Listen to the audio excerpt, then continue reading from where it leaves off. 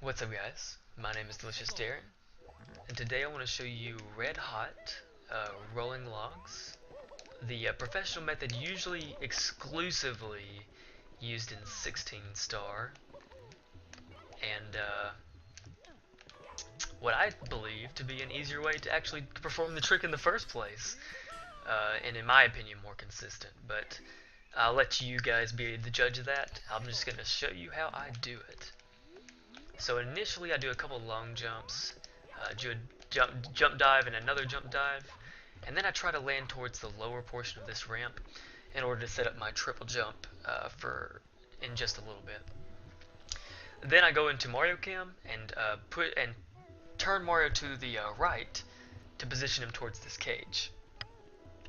Immediately after I do that, I push Mario Cam down and then begin to set up my angle, if it's not already perfect.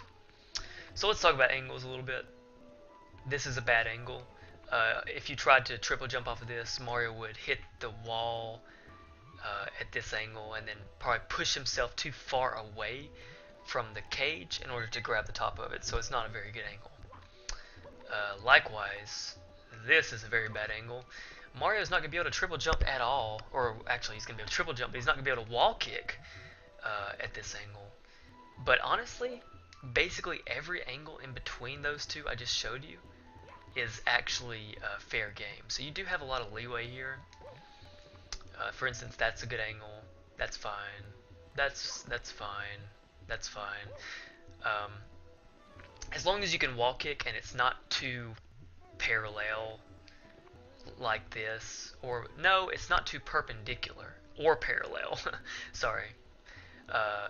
Then you should be fine. You do have a lot of leeway with the actual angle you can wall kick from. So after I've got the angle I want to start my triple jump. I like to land my double jump right before this ramp. You can't actually double jump on this ramp, so I like to land before it. And then continue to hold A and position myself towards the very tip of this block right here. I want to land as close to the tip as possible to make this trick as easy as possible. However, it's possible to make it a little bit before the tip if you need it. And depending on your angle, you might actually end up landing over here and still be able to make it. So just keep that in mind. But generally, you want to land as close to this tip as possible. So when you're actually doing the wall kick itself, you want to be holding up and to the right. So let me show what that looks like. As you can see, I was holding up and to the right before Mario actually hit the cage itself. This allows Mario to get as high on the cage as possible and make the trick as easy as possible. So in almost every scenario you want to be holding up and to the right, except if you of course aren't going to be able to wall kick and you end up landing on this side. So, hold up and to the right unless you're going to pass, to over this area. Keep that in mind. And finally, since you're already holding up and to the right, the next step will be pretty easy. But finish off your wall kick by continuing to holding towards the direction of the cage and just grabbing the top like that. As far as the wall kick itself, you just saw me. You don't want to get a late wall kick, but you also don't want to get a firstie. It's relatively generous. It's not too bad, but it is a timing that you're going to have to get used to.